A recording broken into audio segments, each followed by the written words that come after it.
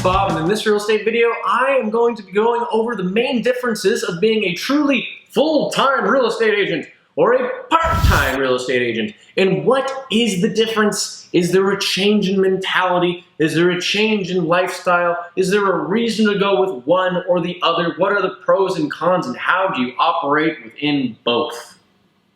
That about sums it up. So, let's first go with the part-time guys. I mean, that's going to be the real focus here, because the full-time guys, obviously, that's your full-time career. You can kind of believe in all of that. And there's a billion videos to go over how to be a full-time agent and why you would want to do that.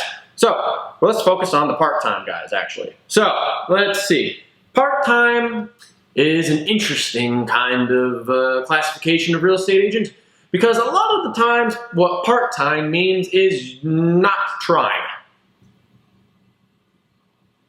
Yeah, you don't want to be that agent ever. You are completely wasting your time. The amount of money you're putting into renewals, going to classes, and just general doing whatever probably isn't really worth it, unless, of course, you're like an investor or something and you're trying to save a little bit on commissions and get, better access to different things.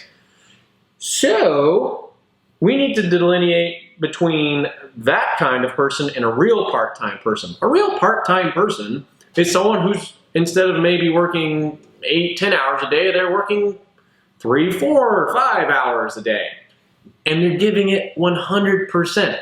See, the main thing about a part-time person and a full-time person, if you're paying them both $10 an hour, does that mean the part-time person is giving you, if you're paying them $10 an hour, they're giving you $5 worth of value back? No, they're getting $10 of value back. At least they should be, otherwise they're going to get fired. And basically, you're firing yourself if you're not putting in 100%, because, hey, guess what? We work off commissions for the most part. So, you need to still be strategizing, still be putting out the marketing, still be putting out the effort, the networking, still be professional, right?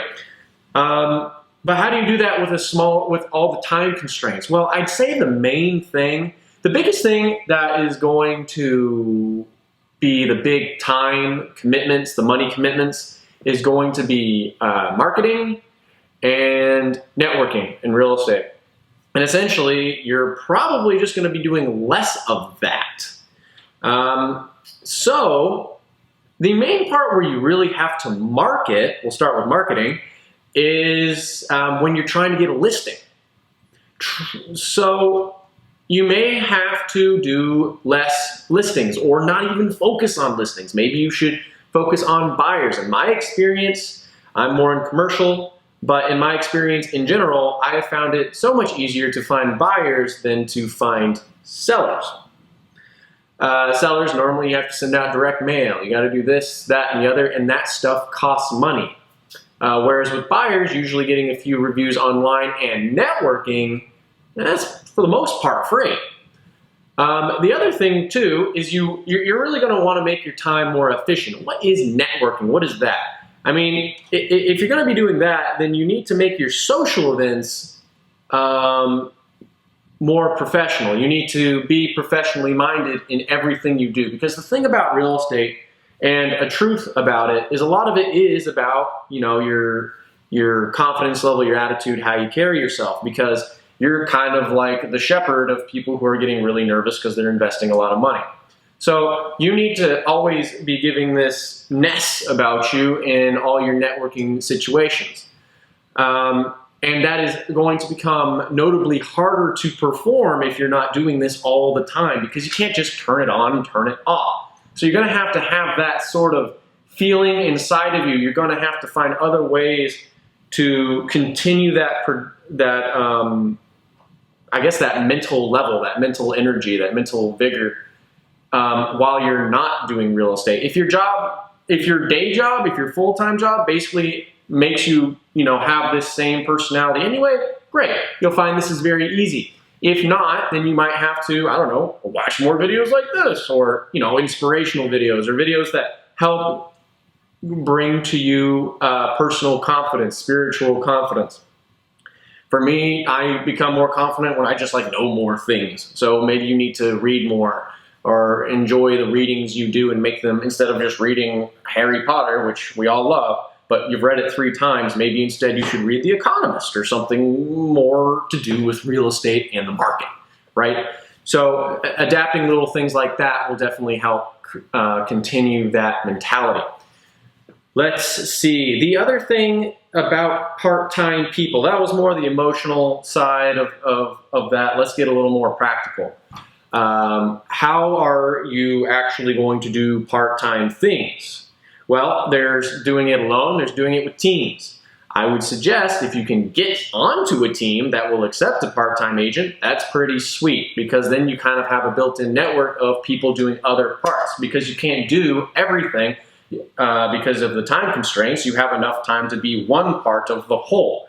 For a lot of teams, that's okay. Generally, they will be, well, they're everywhere. You just got to find the right team. So I would suggest doing a lot of homework on that. That would probably be the easiest way to do part-time and help you transition someday, hopefully, into full-time. Which honestly, if you're doing real estate part-time, you should always have the plan to go full-time. The other thing that you are probably really going to want to avoid, since you're a part-time agent, is you can't just show up whenever you want. You still got that full-time job, right?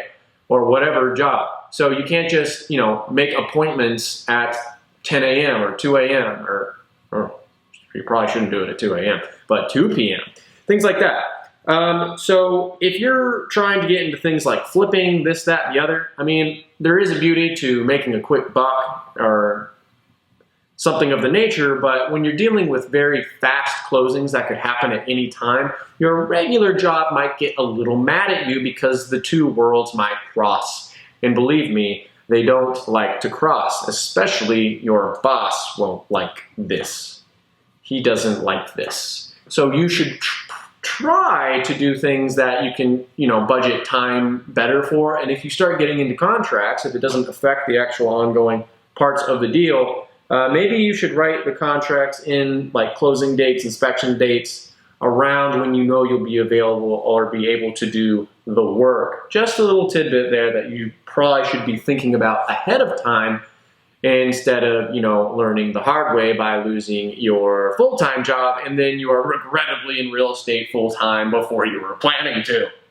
So that is basically the entire thing on part-time, full-time, at least for this segment. If I did not answer any of your questions, if anything else on this subject is nagging at you, please add it to the comment list. I will make an entire video based off of your question, and I will make it the most beautiful answer you have ever seen at sunset. Thanks, guys. Have a good one. Bye.